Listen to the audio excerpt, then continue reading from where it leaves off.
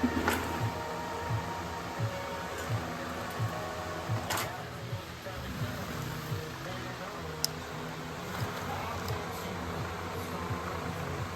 right, you guys, welcome back to the channel. We're up in the sale greenhouse, greenhouse 1 today.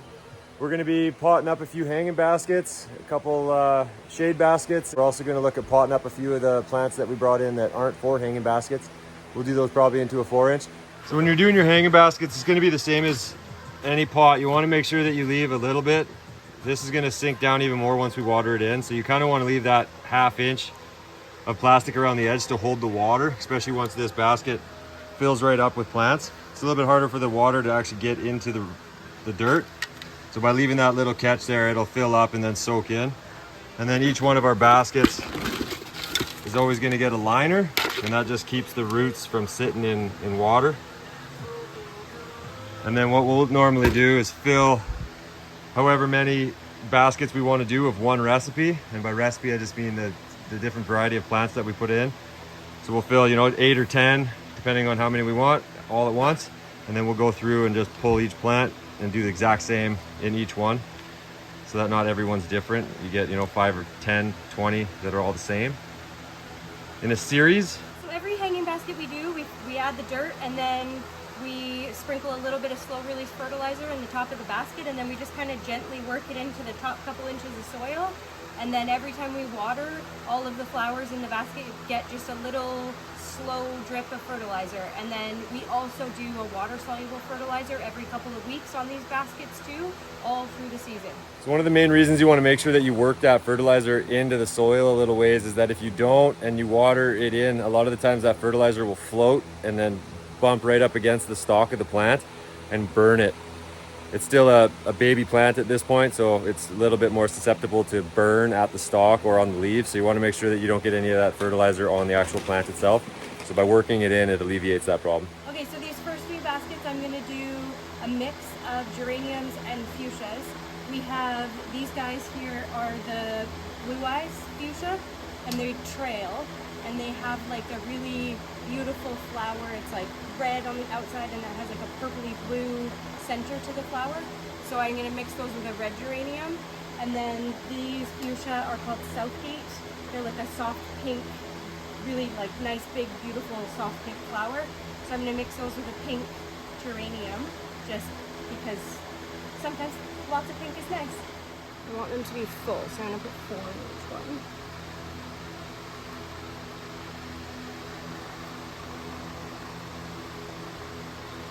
So in a 12-inch basket, which is what these are, I wouldn't go any less than 4 plants. And I wouldn't really go any more than 5, eh, Shaylin? Yeah, especially if you're putting a geranium in. Yeah. I just really want these trailers to fill in a lot, so I'm gonna do 5 flowers, but typically we would only do like 3 to 4 max in a 12-inch. And then when we jump up to our big 14s, like these ones here, these will have between what, 7 and 8? 6 and 8, yeah. 6 and 8. And then in a 10-inch, we have a few of those from last year, and we did a few more for a couple fundraisers that we do around town. Those will have what, 4? 3. 3? Okay. Yeah.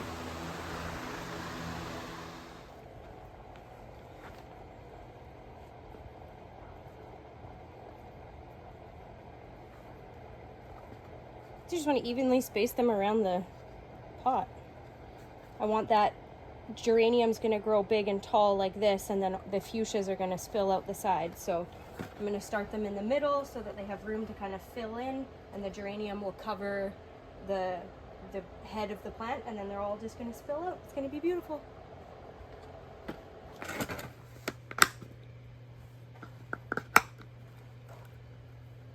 The plastic clipped ones are so much more user-friendly than the big 14s ones, where you got to actually twist the wire. Yeah, these are way faster. So we end up planting out all of our hanging baskets in our sale nursery. That's why we bring in all the bags of dirt and all the plugs into this one greenhouse. It's just easier to do it in all one place. And then what it allows us to do is actually make sure that we have usually 2 at a minimum of each recipe. And then with the big 14s, they'll usually be hanging in the center, and we'll try to keep 5 of each recipe over here. And then everything else will overflow into our other nursery, or sorry, our other greenhouse just next door. every time we water our hanging baskets, we always use, we don't go by visual, we use weight. So every time you water, you want to make sure you pick up every basket, or at least if they're hanging, you want to kind of lift the basket. If they're light, they need more water. They need to be like nice and heavy, and then you don't have to water them every day or multiple times a day typically. These ones here, you're doing all fuchsia? These are going to be all fuchsia. These are all the blue eyes. These are all the Southgates. And then for these ones, I'm doing half and half. So when you make a half and half basket, you want to make sure that you crisscross the same plant. So these two are going to be the Southgates, and these two are going to be the blue eyes. What that does is it just helps all one side of the basket not to look one color and this side to look the other. It kind of helps it all intermingle together. We don't plant right near the edge of the pots on hanging baskets. We want to sort of get them like not right on top of each other, but kind of in the mid third of the basket, so that as they grow, part of this plant will grow this way and part of this plant will grow this way, and it helps keep the center full. And if you're growing mixed colors of things, it helps this color reach across and the other color to reach across the other way, so that it's all nicely mixed together and there's no dead space in the middle.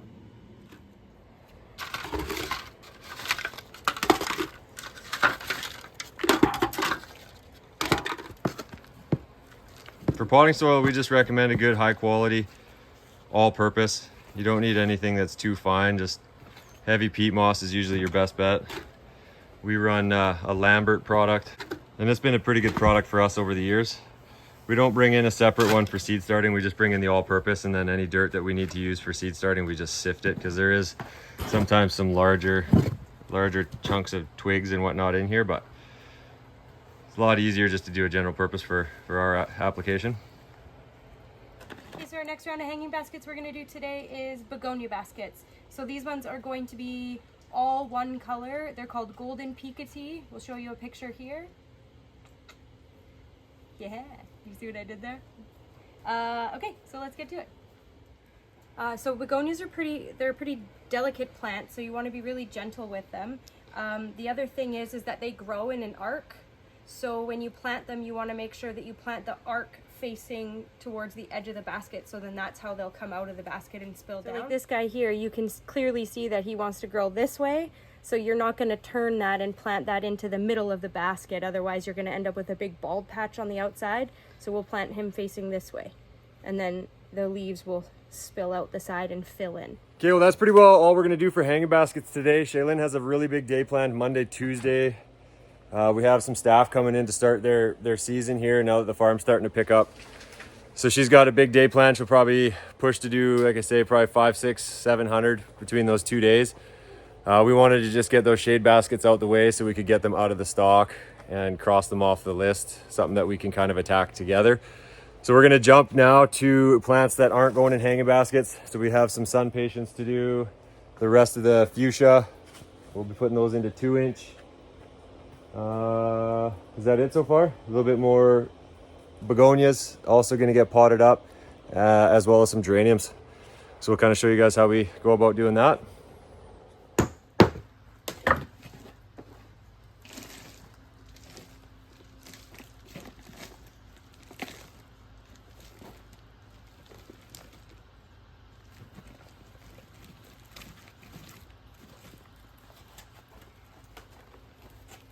You want them all straight? Yeah, no trays. I'm thinking maybe I should have ordered some trays, but we have to go back and pick up that additional plug order, so I can always order some trays then.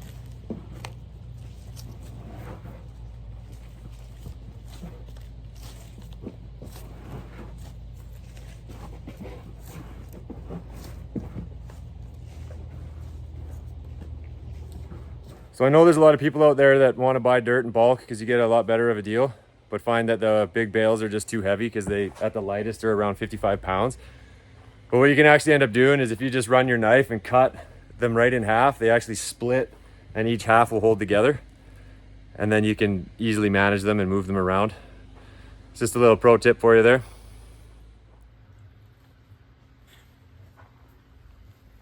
So all the fuchsia is going to be going into 2-inch. We are short tags, so we're tagging what we can, and then we got one more trip planned to go down and grab our final and last shipment of plants. So we'll pick up more tags at that point. But we've always done fuchsia into 2-inch, eh, Jalen? Yeah, we have.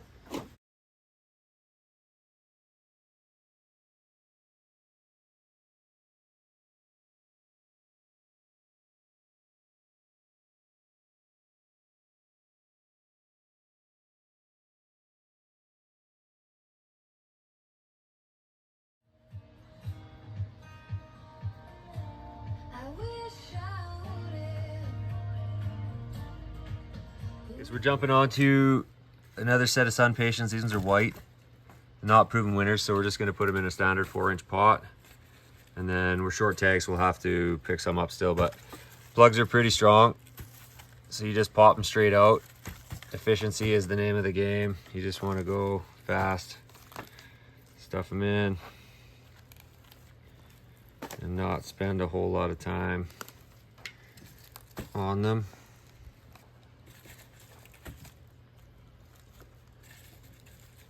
Once you water it in, the dirt will fall in around the top of the root ball and be fine.